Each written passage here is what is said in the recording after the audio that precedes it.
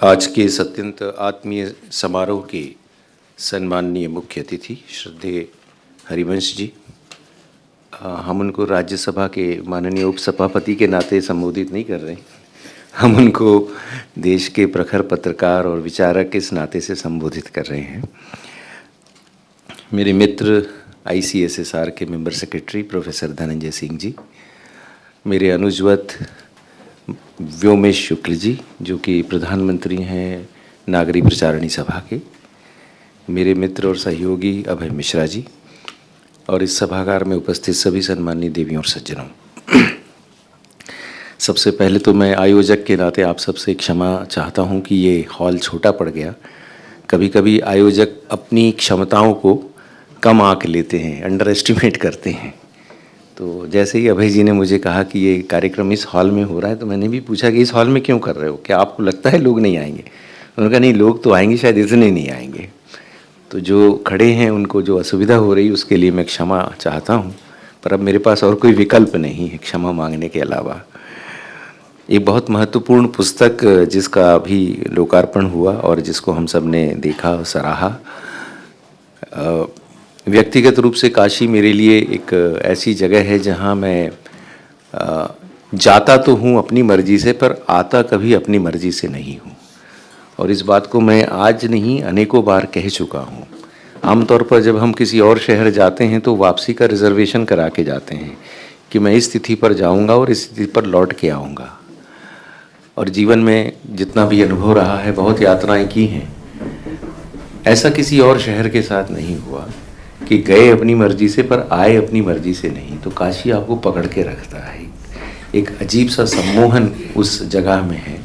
तो मेरे लिए व्यक्तिगत रूप से उस सम्मोहन को अभी तक अपरिभाषित करना, यानी डिसाइफर करना अभी तक संभव नहीं हुआ कि ऐसा क्यों होता है।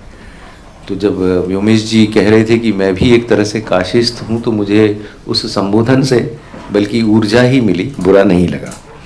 मुझे लगा कि मैं भी कहीं ना कहीं काशी से जुड़ा हूँ। हालांकि जो काशी के लोग हैं वो इस बात को स्वीकार नहीं करेंगे, क्योंकि उनमें एक अलग तरह की ठसक होती है जो शायद किसी बाहरी को इस तरह से स्वीकार ना करें। दूसरी बड़ी बात यह है कि काशी जो है वो बहुत सारी उपमाएं दी गई कि काशी क्या है। तो मुझे तो लगता है कि काशी अपने आप में एक संज्ञा ही है, क्योंकि काशी सिर्फ एक जगह ही विद्यमान नहीं है। भारत में ऐसी कई जगह है जहाँ पर कहा जाता है कि ये भी काशी है। उत्तर काशी है, रामटेक में भी एक काशी है और कई जगहों पर भी काशी है।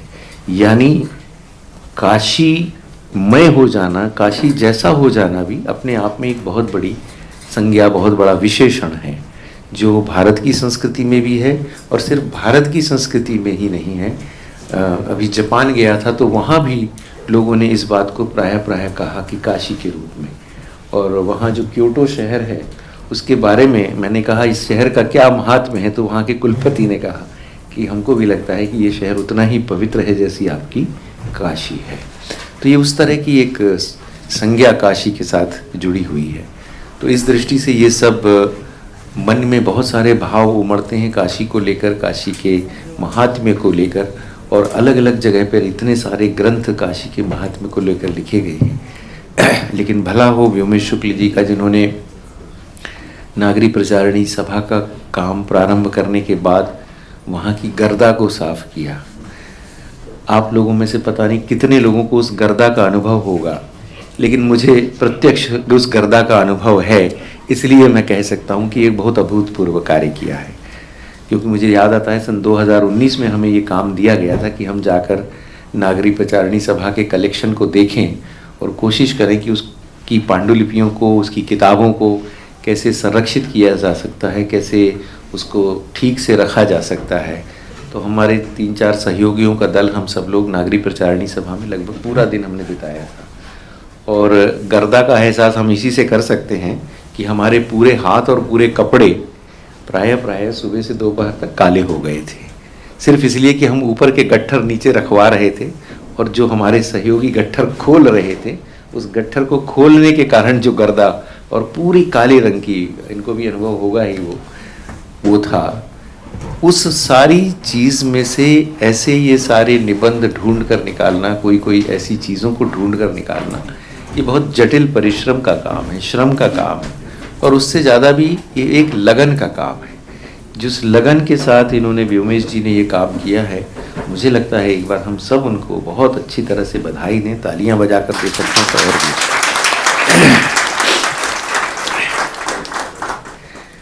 अगली बात यह है कि किसी भी पुस्तक की पहली शर्त ये होती है कि उस पुस्तक का प्रस्तुतिकरण ऐसा हो कि वो पुस्तक आपको हाथ में लेने की इच्छा हो और उसे पढ़ने की इच्छा हो। अगर आप इस पुस्तक को गौर से देखेंगे तो आपको लगेगा कि ये पुस्तक सच में बहुत सुंदर बन के आई है। इसका आकार देखें, इसकी छपाई देखें, छपाई भी बहुत ऊंचे दर्जे की है, आकार इसका बहुत सहज है, और इस पर जो चित्र इन्होंने जो चयनित किए हैं वो चित्र भी अपने आप में अद्भुत है। तो इस तरह से भी इसका जो आकल्पन है वो पूरे मनोयोग से, पूरा मन लगा के व्योमेश जी ने और उनके साथियों ने किया है, और नागरिक प्रचारणी सभा ने इसको बहुत अच्छी तरह से छापा है। और इतना सब करने के बावजूद इसकी कीमत बहुत ही वाजिब रखी है। यानी इन दिनों में किताब खरीद कर पढ़ना ये अपने आप में एक बहुत बड़ा प्रोजेक्ट हो जाता है कई लोगों के लिए, कि कई बार किताबें बहुत अच्छी होती है तो उनकी कीमत बहुत ज़्यादा होती है। इसकी कीमत अगर मैं गलत नहीं है तो 445 रुपये या ऐसी 499 रुपये है, मतलब 500 के अंदर ही है। आजकल ये बाटा वाला भी अच्छा है ना, 499 मतलब 500 नहीं होता, ये बड़ा अच्छा है। फिर भी आपको 500 रुपये में भी ये किताब एक इतनी बहुमूल्य सामग्री है जो आपको बहुत सारी ऐसी जानकारी जो शायद अभी तक प्रकाश में नहीं आई, उन्होंने अपने जो आरंभिक वक्तव्य है संपादकी में इसको लिखा भी है। जैसे हजारी प्रसाद द्विवेदी जी का निबंध तो सच में अभी तक कहीं पढ़ने में नहीं आया। कई निबंध ऐसे भी हैं जो बहुत कम ही पढ़े गए हैं। मैं भी अभी तक इस किताब के 2 ही खंड बहुत अच्छी तरह से पढ़ पाया हूँ। यानी पहला खंड है जो स्वभाव का है, काशी के स्वभाव पर है, जिसमें सा काशी का हम निजबोध रूपा, जो महामहोपाध्याय पंडित गोपीनाथ कविराज जी का निबंध है, जो आरंभिक निबंध है, और उसमें वो बहुत सुंदर बात कहते हैं, कीटः पतंगा मशकाश्च वृक्षः जले स्थले चे विचारवन्ति जीवः मंडूक मत्स्या कृमयोपि काश्याम त्यक्ताम शरीरम शिवमाप्नुयाति। मतलब उन्होंने कहा कि सबके लिए काशी कितना महत्वपूर्ण है, उस श्लोक के माध्यम से गोपीनाथ कविराज जी ने बताने की चेष्टा की है। इसी तरह से डॉक्टर राजबली पांडे का जो निबंध है सो काशी से, जो मतलब एक काशी के जो पूरे अंतर्निहित स्वभाव को प्रदर्शित करता है और काशी की एक एक बात को आपके सामने खोल के रखता है। राजबली पांडे जी ने काशी की कला पर भी एक अलग से आख्यान उनका है ही, विस्तृत आख्यान है, लेकिन इस पर भी उन्होंने काशी की स्थापत्य कला पर, मूर्ति कला पर बहुत सुंदर बातें कही हैं। और हमारे पंडित विद्यानिवास मिश्र जी का सनातन काशी निबंध है जो अपने आप में बहुत सुंदर है। विद्याखंड में जो बड़ी बात है जिसके बारे में मैं सिर्फ बता देना चाहता हूँ, डॉक्टर मोती चंद्र जी का एक 55 पेज का लंबा लेख है, और वो 55 पेज का लंबा लेख जरूर हमको पढ़ना चाहिए। वो काशी की पूरी शिक्षा व्यवस्था को बताता है, और ये भी आपके सामने उन प्रश्नों का भी उत्तर देता है कि क्यों विदेशों से विद्वान आकर काशी में पढ़ते थे, और क्यों काशी में बड़े बड़े ग्रंथों का, जो अंतर्राष्ट्रीय स्तर के ग्रंथ थे, उनका अनुवाद होता था। कुछ समय पहले हम ग्रीस के एक विद्वान गालानूस पर कुछ काम कर रहे थे, और हमें जानकर आश्चर्य हुआ कि गालानूस जी की समाधि जो है वो काशी में है, और उस पर फिर हमने जाकर वहाँ कार्यक्रम भी किया। और हम जब एथेंस में यूनिवर्सिटी में गए तो वहाँ यूनिवर्सिटी में उस विभाग में गए जहाँ गालानूस जी थे, और वहाँ पर उन्होंने पूरा इतिहास बताया कि गालानूस जी ने ये कहा था कि उनके जीवन के अंतिम सारे जो दिन हैं वो सब काशी में गुजरेंगे, और वहाँ उनकी समाधि है। तो ऐसी भी कई बातें जो शायद अब उन्होंने ही कहा, अरे तो मुझे समझ में आया कि आपको ये जानकारी नहीं है। तो ऐसी कई आश्चर्यजनक बातें, अंतर्राष्ट्रीय स्तर पर कैसे विद्वान आकर काशी में अध्ययन करते थे और कैसे क्या चीज़ें खोजते थे, ये अपने आप में एक बहुत बड़ा रहस्य है जो शायद बहुत लोगों को अभी भी नहीं समझ में आता।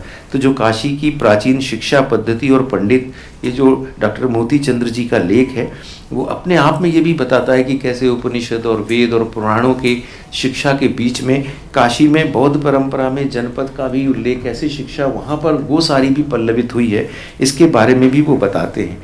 और इस लेख में सबसे मज़ेदार है, अंत में 3 परिशिष्ट हैं, उसमें वो लगभग 1657 में जो ब्राह्मण आए उसका एक पूरी की पूरी सूची पत्र देते हैं।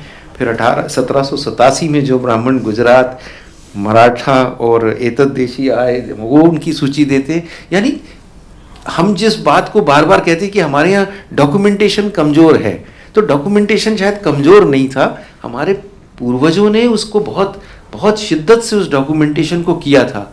हमारा दुर्भाग्य है कि हमने उसको आगे नहीं बढ़ाया। अब इतनी ये जो परिशिष्ट की 3 सूचियाँ आप देखेंगे तो आपको काशी की जो पंडित परंपरा है, मुझे लगता है कि अभी 250-300 से ज़्यादा शायद वो नाम है, अगर मैं गलत नहीं हूँ, मैंने गिने नहीं, पर 250-300 नाम जो 1657 से आपको दे रहे हैं। तो कितना डिटेल में कोई व्यक्ति काम कर रहा है उस समय, इसकी वो बानगी करते हैं। काशी के पंडित, इस पर तो पंडित चंद्रधर शर्मा गुलेरी जी का लेख है ही, और महादेव शास्त्री पांडे जी का काशी की पंडित परंपरा का भी एक बहुत सुंदर सा लेख है। और चिन्मय विश्वविद्यालय काशी, जिसका अभी उल्लेख किया, आचार्य हजारी प्रसाद द्विवेदी जी का लेख है। कुल मिला के ये इतने सुंदर ये सारे निबंध हैं काशी पर, जिसको मुझे लगता है कि हर एक व्यक्ति को जो काशी से प्रेम करता है उसे भी, और जो काशी से प्रेम नहीं करता उसे भी पढ़ना चाहिए, क्योंकि जो प्रेम नहीं करता वो जब पढ़ेगा तो काशी के प्रेम में अपने आप पढ़ ही जाएगा। और विशेषकर बहुत सारे आज अच्छा लगता है कि यहाँ इस सभागृह में बहुत सारे युवा बैठे हैं, तो उन सभी युवाओं को भी ये लेख पढ़ना चाहिए कि काशी की जो परंपरा है, जिसका आरंभिक अपने वक्तव्य में अभय जी ने उल्लेख किया कि अब काशी रील में बदल गया है, और ये सच में बहुत दुर्भाग्य की बात है। एक व्यक्तिगत ही बात बता रहा हूँ कि मेरे पुत्र और पुत्रवधू, दोनों पुत्र और दोनों पुत्रवधुएं काशी अभी 25, 26, 27 दिसंबर को चले गए। क्यों गए मुझे भी नहीं मालूम, उनको लगा हमें काशी जाना चाहिए, और फिर काशी जाकर वो यही बात कह रहे थे कि वहाँ हर एक व्यक्ति रील बनाने में लगा था कि अब मैं गंगा घाट पर एक रील बनाऊंगा, मैं काशी चाट हाउस पर एक रील बनाऊंगा। और मेरे छोटे बेटे ने तो कहा कि उसके हाथ कई देर तक नीचे नहीं हुए, क्योंकि चाट हाउस में उसको 1.5 घंटे ऐसे खड़े रहना पड़ा, क्योंकि हाथ नीचे करने की जगह ही नहीं थी, इतनी भीड़ हो गई। पर ये सारी भीड़ जो युवाओं की है, ये रील बनाने के लिए, तो रील नहीं बनाना है, काशी की रियल लाइफ को जीना है। रील और रियल में बहुत फ़र्क है। अगर हम रियल में पहुंच जाएंगे तो शायद हमको किसी रील की आवश्यकता नहीं पड़ेगी, उतना तेज काशी में है, हमेशा रहेगा। तो इस सारी परंपरा को देखते हुए ये जो पुस्तक है अपने आप में एक बहुत महत्वपूर्ण संकलन है।